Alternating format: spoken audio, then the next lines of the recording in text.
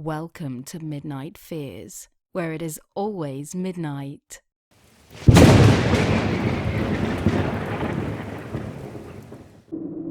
True Scary Story, number 1. Growing up in a particularly run-down part of Cleveland, Ohio, offers people the chance to learn some very valuable lessons. At the time this happened, I was about 14 years old and graduating the 8th grade at a local elementary school. The nearest gas station to my house is a speedway, and after school, my friend and I, Amy, would walk to the speedway to buy drinks and stuff while we were hanging out. I feel that it's worth mentioning that it was winter, so that when we left our houses at around 5:30, it was already getting dark. I met Amy at the bottom of her driveway. We greeted each other and walked side by side talking about what happened that day. After a few minutes, we arrived at the speedway and walked in. It was only me, Amy, and one cashier who was in the back the whole time. Amy grabbed her signature Starbucks mocha while I went and just grabbed a Pepsi. We were waiting in line, and I, out of boredom, looked out of the window to my left. There was a tall, skinny, and dark-skinned man eyeing me up and down from one of the gas pumps about 20 feet away from me. He was wearing a black Miami Heat jersey on top of a gray hoodie, blue shorts, and no shoes. Strange, because this was the winter. The more I stared at him, I noticed he was smiling this insane-looking smile. It looked almost painful. After a few moments of staring, he turned around and he left. "Amy," I said to her as she was behind me, "did you see that guy?" I turned around to see her looking at me, surprised. "No, why?" I just decided to end the conversation with a "never mind." We had paid and were heading home when out of the corner of my eye, I saw the man. He was still smiling. Amy must have noticed too, because she turned and saw him. "Is that him?" "Yes," I choked out nervously. What he did next is something that still chills me to this day. He began to walk towards us until he was about 5 feet away. I instinctively took Amy's hand, hoping that she would pick up on the situation, as she thought it was a joke. Thankfully, she did. After a few minutes of silence, he grabbed Amy's arm and yanked her away from me. I was going on adrenaline and instinct, so I yanked her away from the man and I ran with her. She had begun running next to me. We stopped in our tracks when we heard some sobbing. We turned to face the man and saw that he was still smiling, but he was sobbing as he smiled, looking directly at us. "Amy, please don't go. I love you," screamed the man. We began to run again, and soon after heard him following closely behind us, until after what seemed like forever, we had stumbled upon a cop and his partner. The man was arrested on the spot. Upon being searched, the police found that the man had a knife and a rope with him. The police called another car, and they took us to her house, where once inside, she broke down into my arms and cried. Having somehow kept our drinks, I told her to drink hers and calm down. I also agreed to stay with her that night. So yeah, that's what happened. So, crazy smiley guy, let's never meet. True Scary Story, number 2. Hello, Midnight Fears. First, I'd like to say that I love your narrations. This is the first time I am submitting a story online to anyone, and it is okay if you don't end up reading it in a video. Just writing it out is somewhat therapeutic for me. When I was about 19 years old, I lived and worked in a town north of Chicago called Vernon Hills. This was over 25 years ago, but I still remember it like it was yesterday, especially the feeling I got when I finally realized how close I came to being involved in something I most certainly did not want to be. Let me explain what happened. I worked in a local chain restaurant as I went to college. It wasn't uncommon for me to be going home late at night, especially if I closed. One late night, I was driving home. I lived in an apartment behind a large mall located in the town. I decided to stop for gas and cigarettes at a corner gas station, located by the mall, less than 5 minutes from where I lived. I have since quit smoking because it is so unhealthy and overall a disgusting habit. Anyway, this gas station just had a small cubicle-like area for the cashier, not a big store or anything. I pulled into the gas station and I got out of my car to pump the gas. Nothing happened and the pump didn't turn on. I walked about halfway to the attendant and noticed that there was no one there. That's strange. It should be open, I thought to myself, and for some reason I just stopped walking and went back to my car. Since no attendant could be seen, I went to a different gas station to fill up. It wasn't for some time later that I found out why there appeared to be no attendant on duty. I say appeared because in fact, the attendant was there, but he wasn't visible. He was just murdered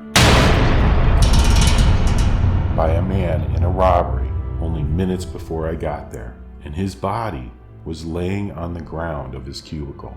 The man was struck 20 times in the head with a claw hammer for just a few $100s. Here's the link to the actual story from the Chicago Tribune. This happened back in 1989. The murderer had an accomplice, but he admitted to tying up and gagging the attendant on duty, then killing him. A man in his mid-40s named George Wilson.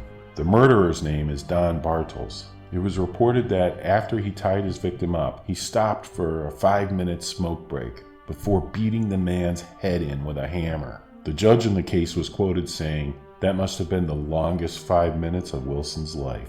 That statement has always haunted me. It was the weekend after Thanksgiving, and the pair thought that they would get upwards of $20,000, but only ended up stealing about $350.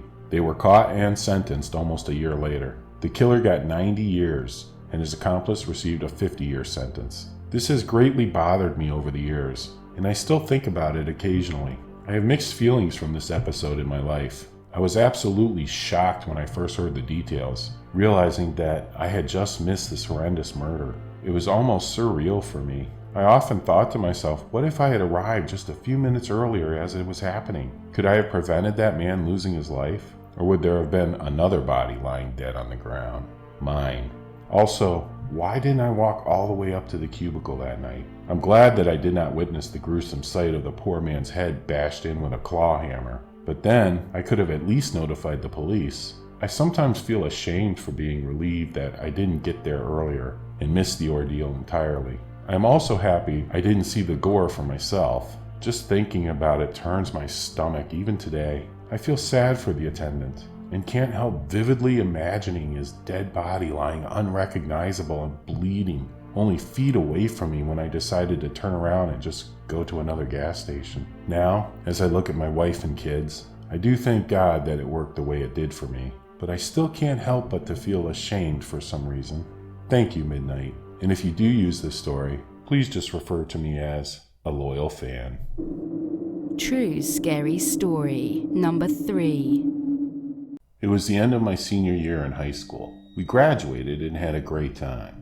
My friend and I decided to head down to Florida and stay with my grandma for a few days. It was supposed to be a fun-filled trip with good times and parties, which it was. One night, we were heading down to South Beach for a good time. We borrowed my grandmother's car, and it needed gas, so I pulled into a gas station that was beside the road. It was completely empty, and I drove around the pump to line it up with the gas cap.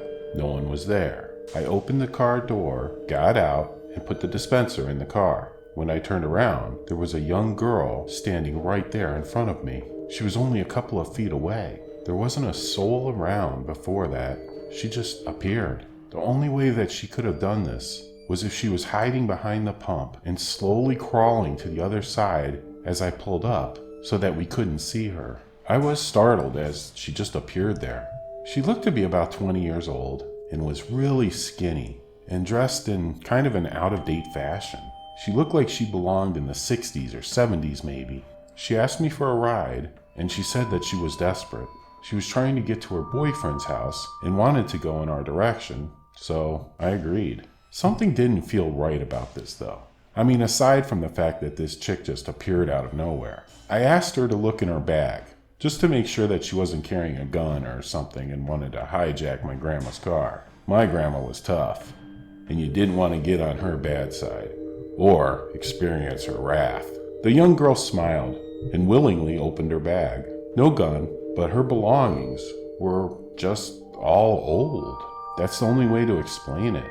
The stuff in her bag had old-looking labels and nozzles and caps, not like the stuff today. It looked like items from the 70s or something, even the designs on the bottles. I still didn't think too much about it, and I let her in the car. While driving, she kept talking about crazy things, like dying and being killed. She told us that we were lucky to be alive, and we should cherish our lives being so young and all. She was really freaking us both out. My friend was so creeped out by this girl that he sat on half of the seat and watched her the whole time. The look on his face was priceless, as I could just tell she terrified him. I can't even describe how creepy this girl was. Her voice would even cut in and out as she spoke, almost like a telephone that loses its reception for a second and comes back. And as the signal is lost, you might miss a word or two. It was so weird. She was extremely morbid. I am kind of ashamed of what I did next, but I have to live with it. We came to a train, and while we were waiting for the train, the girl said my name and told me that I had to be careful and that I could die at any time. She said those exact words as she touched the back and side of my neck. Her hands were ice cold, even colder than that. I freaked out and I told the girl that we had to turn around and I would have to let her out here. We couldn't wait for this long train, even though we needed to go in that direction. I just couldn't take it anymore. She nodded and gave me a quick heh sound, like a one-sound laugh, and exited the car. I started to make a 3-point turn, and my friend watched her as we turned around. As I straightened out the car, he screams, "She's gone!" I said something like, "I know, and good thing." He said, "No, I mean she disappeared." I questioned him in disbelief. "You mean she vanished?" He said, "Yes, she disappeared into thin air." He watched her do it. I didn't see that, and I figured it was dark and his eyes just were playing tricks on him. We continued on our vacation and enjoyed ourselves. Years later, my friend called me on the phone to tell me something interesting he saw on TV. He was watching one of those ghost shows that come on around Halloween time. One of the true scary stories featured on that show was about a young girl who hitchhiked along the same road we were traveling on that night years before. Usually young guys would pick her up, and she would tell them all that she was trying to get to her boyfriend's house. She died in a car accident in the early 70s, going to her boyfriend's place, and she was always seen hitchhiking on that stretch of road. Everything was the same about the story for us, except the fact that she appeared to us at a gas station. I didn't before, but I do believe in ghosts now. I would say to all the skeptics out there who don't believe me, I guess you won't believe in ghosts until you meet one. Go to MidnightFears.com for many more scary stories and even post your own. Thank you for watching these true scary stories. Please like, comment, share, and subscribe. Until next time, sleep well.